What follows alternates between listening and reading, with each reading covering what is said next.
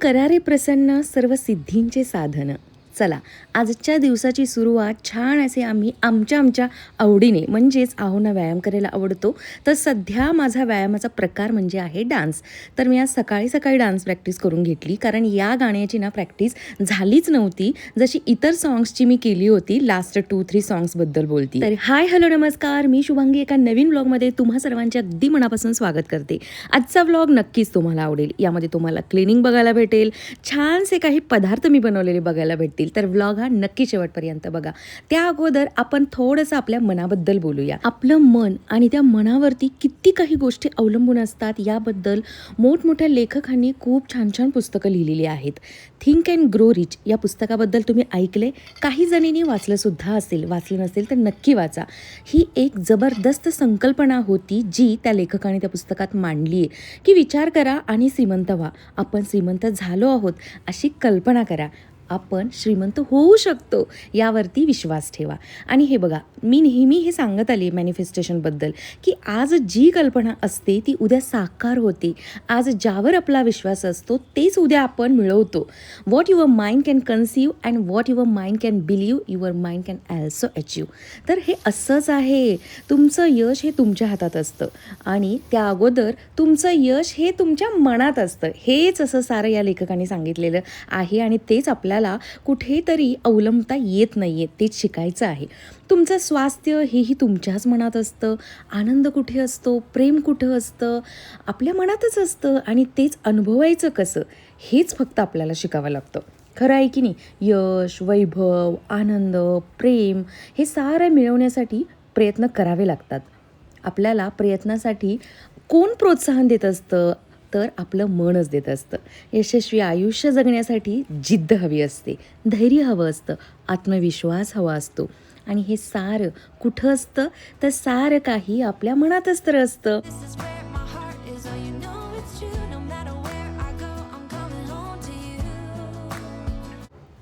बरं, हा तवा इथे मी का दाखवते माहिती आहे? तर या तव्याशी रिलेटेड इन्स्टावरती मला एक DM होता, म्हणून म्हटलं जर का हा तवा तुमच्याकडेही असेल तर सांगावं. हे बघा, पूर्णपणे माझ्या चपात्या करून झालेल्या आहेत. यानंतर तव्याची जी साईड आहे ना ती अशा पद्धतीनं तेलकट बनते. तर हा तवा काढायचा कसा, म्हणजे स्वच्छ धुवायचा कसा, हे कोणीतरी मलाच यूट्यूबवरती कॉमेंट करून सांगितलं होतं की याच्यासाठी भैया पावडर यूज कर. आणि मी तेव्हापासून कविताला सांगितलं की भैया पावडर वापर आणि तवा अगदी छान चकचकीत निघतोय बरं का. अजून एक की लास्ट टाईम मी जेव्हा सोलकढी बनवली होती तेव्हा कोणीतरी मला कॉमेंट करून सांगितलं होतं. आता काय होतं की प्रत्येक कॉमेंट ही कोणाची आहे हे प्लीज नाव लक्षात राहत नाही आहे, त्यामुळं प्लीज माफ करा. तर सांगितलं होतं की गरम पाणी यूज कर, अजून खूप सारं दूध नारळातून निघेल, म्हणजे सगळं काही दूध व्यवस्थित निघतं गरम पाण्यामुळं. तर आज तेच मी इथे वापरून बघितलं आणि खरं आहे, खूप छान दूध निघालं, म्हणजे जास्त दूध निघतं. तर तुम्ही असंच करा नक्की. आणि आज मी बीट घालणार नाही आहे, त्यामुळं कलर बघा कसा आला आहे. म्हणजे सोलकढीला बीट जर वापरलं तर खरंच कलर खूपच सुंदर येतो.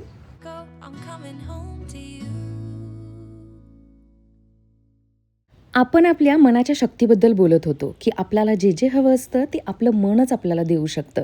मन आपल्याकडे खूप काही मागत असतं, पण मनाकडे आपणही खूप काही मागू शकतो. देव प्रसन्न झाला ना की तो आपल्याला वर देतो, आपल्या सर्व इच्छा पुऱ्या करतो. ही फक्त एक कल्पना आहे, पण जर का आपलं मन प्रसन्न झालं तर मात्र आपण आपल्याला जे हवं ते सारं काही मिळवू शकतो. हे मात्र अगदी सत्य आहे. आणि म्हणूनच म्हटलं जातं की मन करा रे प्रसन्न सर्व सिद्धींचे साधन. भूक लागली, काय बनवले? अरे वा, छान. वांग्याची भाजी, सोलकढी. वा वा वा. आज सोलकढीला कलर बघ कसा आलाय, असं कसं आलं कलर? कारण आज बीट नाही घातलेलं. ओके, सगळं ताट करते पूर्ण. मस्त मस्त, करा करा पटकन. भूक लागली, बाथरूम घासून. स्वच्छता महत्वाची. Yes yes yes. कशी मी अशी हे दिसतीये का, गबाळी दिसते का ड्रेस बल्की. मध्ये? काय दिसते? बल्की. बल्की नाही, बुजगावण्यासारखी दिसते. बल्की. चल. काय चाललंय तुमचं? मला तिकडपर्यंत आवाज आला. तिकडे बघ ना. बघू तेवढ्याला पडली बासुंदी तुम्हाला. कोण केले हे? कोण? काय गरज होती बासुंदी बनवायची? गरज होती? अगं गरज नव्हती, गरज होती पण लक्ष द्यायचं ना. कोण केलं हे? तुम्हीच केलंय ना? तूच केलीस. बघू, हात काढा बघू. कविता बिचारी गेले 8 दिवसापासून हे थोडं थोडं घासायचा प्रयत्न करते आणि भिजत ठेवते. मस्त ते. होऊन जाईल. अजून पण त्याचा वास येतो त्याचा अगं ते टाकायला पाहिजे होतं ना. चारकोलच झालाय, कार्बनच झालाय. किती घाण वास आहे. आणि हाच वास यायला लागलाय तुला. तू म्हणतेस ना खूप दिवस झाले वास कशाचा येतोय. तर हा याचाच वास आहे. बापरे, किती स्ट्रॉंग आहे रे वास. ती बिचारी काय तिला निघणार आहे हे. तरी मी तिला म्हटलं होतं मी देते काढून नवऱ्याकडून, तू नको टेन्शन. नाहीतर सरळ आपण हे टोप टाकून देऊ. माझ्या लग्नातलाच आहे अहो. लग्नातला तुम्ही घेतलेला थोडी आहे, माझ्या लग्नातला आहे तो. अरे मग काय करणार, किती थकणार ना त्याला. मला माहिती होतं तुम्ही काढणार. इकडे बघा सगळं ओट्यावरती. मी आत्ता क्लीन केलंय ओटा.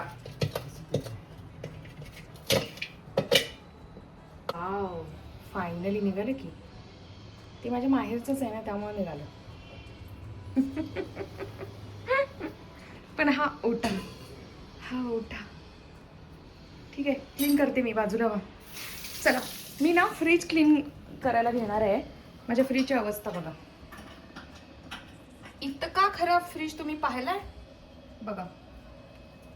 म्हणजे लिटरली हे बघा. कोण करत असेल हे इतकं घाण. सगळं माझ्यावर ढकललं जाते. हे बघा, हे इथं काय माहितीये, हे रेटिनॉल आहे. रेटिनॉल हे नेहमी फ्रीजमध्ये ठेवायचं असतं. तर हा इतका घाणेरडा फ्रीज आज मात्र चकाचक होणार आहे. आणि ही अवस्था ही अशी आहे इकडे. म्हणजे कडधान्य ठेवायला हे मी जनरली यूज करते, बट हे असं नसतं. हे असं पूर्णपणे जाऊ द्या, याला शब्दसुद्धा मला सुचत नाहीये. हे सगळं लावून घेते व्यवस्थित. चलो, हे सगळं लावून सुरुवात करू का खालची सुरुवात करू? पहिलं पहिले लावून घेऊ का व्यवस्थित. आणखी मागच्या वेळेला ग्लास तुटला होता माझ्याकडून. आता सुपरवायझरला मी आहे. तो हातच लावून ते नवीन आहे का काय? Japanese chocolate. हा काय बरं वाटतंय रे.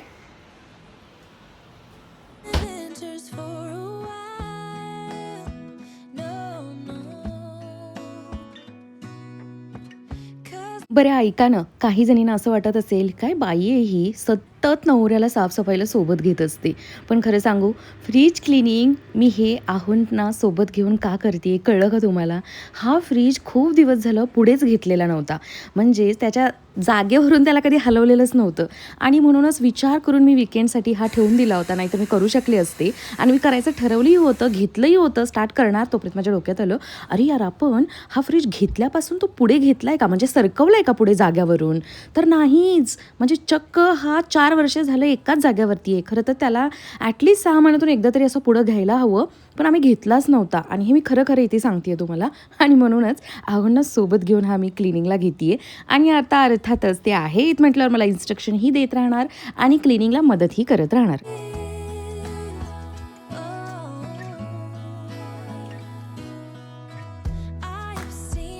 खऱ्या अर्थानं आज माझं घर स्वच्छ झालं असं म्हणता येईल. म्हणजे हा एक असा कॉर्नर होता की जो कधीच क्लीन झालेला नव्हता. आणि आज किती बरं वाटलं असेल ना, या कॉर्नरला मोकळा श्वास घेतला असेल बिचाऱ्याने.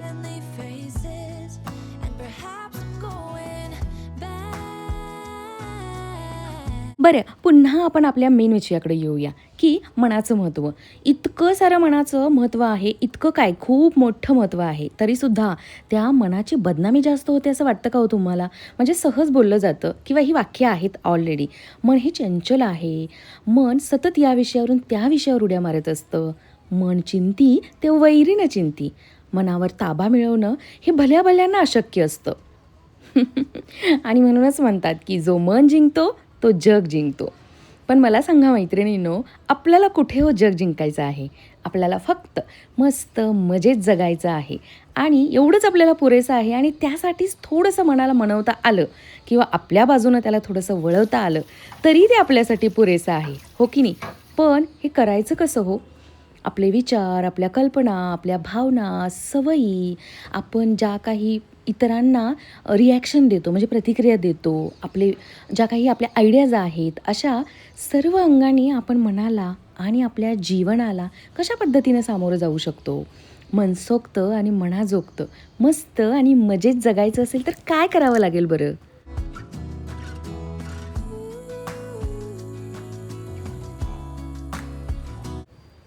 माझा हा फ्रीज बघून एकदा तुम्ही तुमचासुद्धा फ्रीज बघा हं, की स्वच्छ आहे का?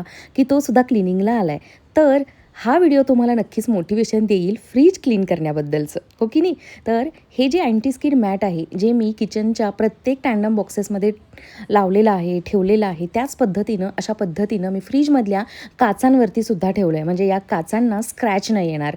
लास्ट टाईम तुम्हाला माहिती आहे ना, माझ्या हातनं एक काच फुटली होती यातली आणि किती उद्योग करावा लागला होता आहोंना सेम काच कंपनीकडून मागवून घेण्यासाठी. त्यामुळंच म्हटलं आता इथून पुढे आहोंच्या अंडर ऑब्झर्वेशनच आपण फ्रीज क्लीन करत जाऊ आणि प्रत्येक वेळेला जेव्हा केव्हा आता मी फ्रीज डीप क्लीन करेन ना, तर तो अशा पद्धतीनंच करेन. म्हणजे त्याला पुढे घेईन, खालचा सगळा कचरा काढेन आणि सगळ्या वस्तू अशा स्वच्छ धुवून, म्हणजे मी प्रत्येक वेळेला आतल्या वस्तू धुवायचे पण फ्रीज कधीच हलवला नव्हता आणि आज मला कळालं की किती मोठी चूक होती आपली ती. I am finally home at last. फ्रीजची अवस्था दाखवते मी कुठपर्यंत आलं आहे आमचं क्लिनिंग. किती वाजता आहेत? 6:30. सॉरी. तर हे स्वच्छ करायचं आहे अजून. हे पण काढून द्या ना, हे पण धुवून आणते मी तिकडून. आता हे खाली काच आहे. मग ती इथंच धुते ना, द्या काढून मला. आता मला काचेला हात लावायला अलाउड नाही बोललात ना. घासते मीच बरं का. हे बघा इथे घासून स्वच्छ अशा या 3 काचा आहेत ठेवून दिलेत आणि याला आता बाथरूममध्ये घेऊन निघाली आहे घासायला. आणि इकडे थोडासा पसारा आणि बाकीचा हा इकडे पडलाय सारा पसारा. तुम्ही काय करणार आता आहो चहा बनवा. माझ्यासाठी? हो, पकड चहा. ठीक आहे, चलो. आणि हे फक्त आता क्लीन करून घ्यायचं राहिलं आहे. इकडचं झालं आहे क्लीन. स्वच्छता किती बरी वाटते रे. आणि हे पण क्लीन झालं आहे चकाचक. Wow, superb. Proud of you, proud of you.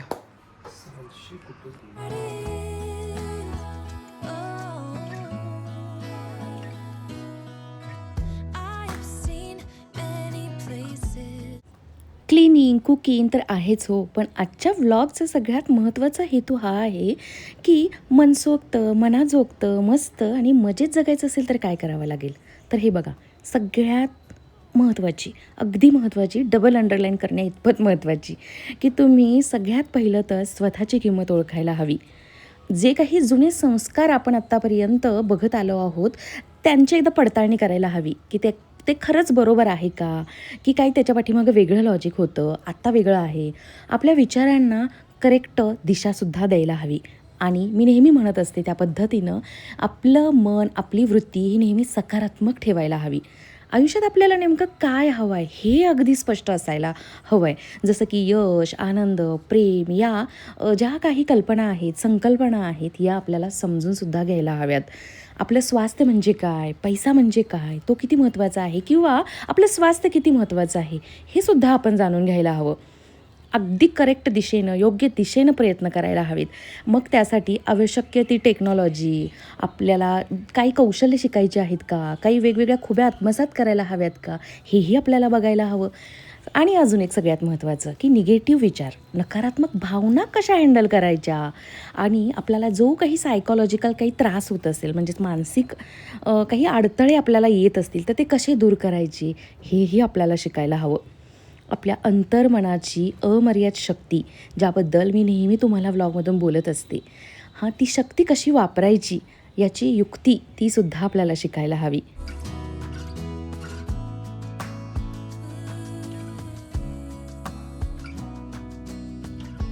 वा वा, काय माझा फ्रीज दिसायला लागला आहे अगदी नवीन आणल्यासारखा. म्हणजे पहिल्या दिवशी जेव्हा मी फ्रीज माझा मांडला होता अगदी छान नवीन असताना त्याप्रमाणे आज वाटायला लागला आहे. म्हणजे इतकं छान डीप क्लिनिंग झालं आहे. आणि चला आपण किती छान विषयावरती गप्पासुद्धा मारल्या हो की नाही. तर सारांश हा एवढाच की माणसानं वाट्याला आलेलं जीवन अगदी पुरेपूर जगावं अशीच अपेक्षा असते हो की नाही. आपलं जीवन म्हणजे ही राष्ट्राची संपत्ती मानली जाते बरं का. ती नष्ट करण्याचा आपल्याला काहीही अधिकार नसतो. मग ते दुसऱ्यांचं असो की आपलं स्वतःचं असो. बरोबर आहे ना की खून हा गुन्हा आहे. तसंच आत्महत्येचा प्रयत्न करणं हे सुद्धा कायद्यानं गुन्हा आहे ना.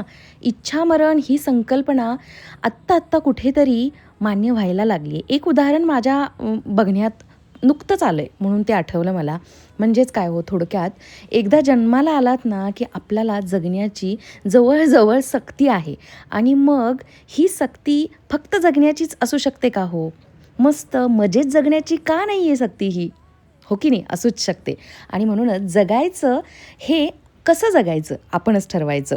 फक्त ते रडत खडत टाचा घासत किंवा आपल्याला आपल्या आईवडिलांकडून म्हणजेच बापजाद्याची असं बोलतो ना आपण, खूप सारी इस्टेट मिळाली आहे आणि ती उभ्या जन्म अय्याशी करतच मला घालवायची आहे. म्हणजे लोळत म्हशीसारखं पाण्यात डुंबत. ते स्वातंत्र्य तर असतं हो ज्यांच्याकडे ही खूप सारी संपत्ती असते तसं. पण हे आयुष्य म्हणजे आयुष्य किंवा हे जगणं म्हणजे जगणं आहे का. नाही. तर जगायचंच आहे तर मग मस्त मजेत का जगू नये. म्हणजेच मिळवणंच शक्य आहे तर आयुष्यामध्ये हवं ते का मिळवू नये. आणि यावरूनच मंगेश पाडगावकर म्हणतात जसं की या जन्मावर या जगण्यावर तुम्ही आम्हीसुद्धा शतदा प्रेम का करू नये आणि भरभरून का जगू नये.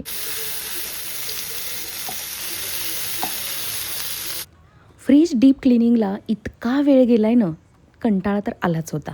आणि स्वयंपाकामध्ये शॉर्टकट मारायचा ठरवून मी इतका मोठा लॉंगकट घेतला आहे.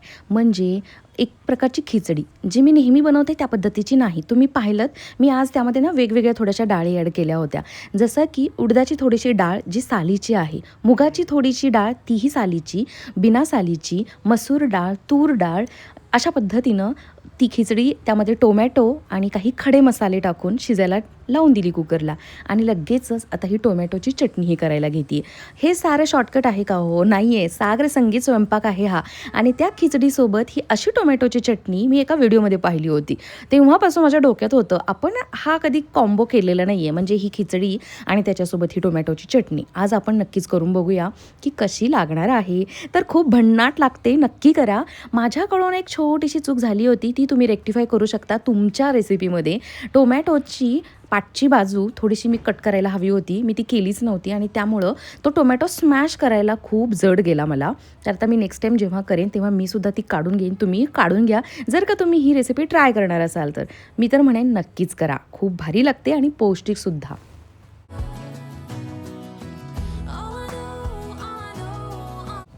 आज ज्या पद्धतीनं मी खिचडी बनवली ना तीसुद्धा खूप टेस्टी झाली होती. पाणी थोडंसं जास्त घाला म्हणजे कन्सिस्टन्सी ॲडजस्ट करायला प्रॉब्लेम नाही येणार. नंतरही आपण वरून गरम पाणी ॲड करूच शकतो. आणि आता घरच्या साजूक तुपामध्ये ही फोडणी देते. खूप सारं तूप मी इथं यूज केलं आहे कारण बऱ्यापैकी खिचडी आहे. तुम्ही बघू शकता सकाळची खरं तर 4-4.5 चपाती शिल्लक होती बरं का. पण या खिचडीसमोर आणि या टोमॅटोच्या चटणीच्या कॉम्बिनेशनसोबत त्या चपातीला कुणीही बघितलेलं नाही आहे. नाहीतर माझ्याकडे सकाळचं संध्याकाळी अगदी आवडीनं खाल्लं जातं. काहीही वाया जात नाही आहे. हे बघा अशा पद्धतीनं हा आजचा बेत खूप म्हणजे खूप छान झाला होता. चला आता आम्ही ही खिचडी एन्जॉय करतो. तुम्हाला हा व्हिडिओ कसा वाटला हे मात्र नक्की सांगा. दिवसभराच्या सगळ्या कामांनंतर हे नेत्रसुख माझं किचन छान उद्या सकाळच्या स्वयंपाकासाठी रेडी झालेलं आहे. बाय. Love you all. उद्या भेटेन एका छानशा व्हिडिओमध्ये. असंच प्रेम देत राहा. Love you all.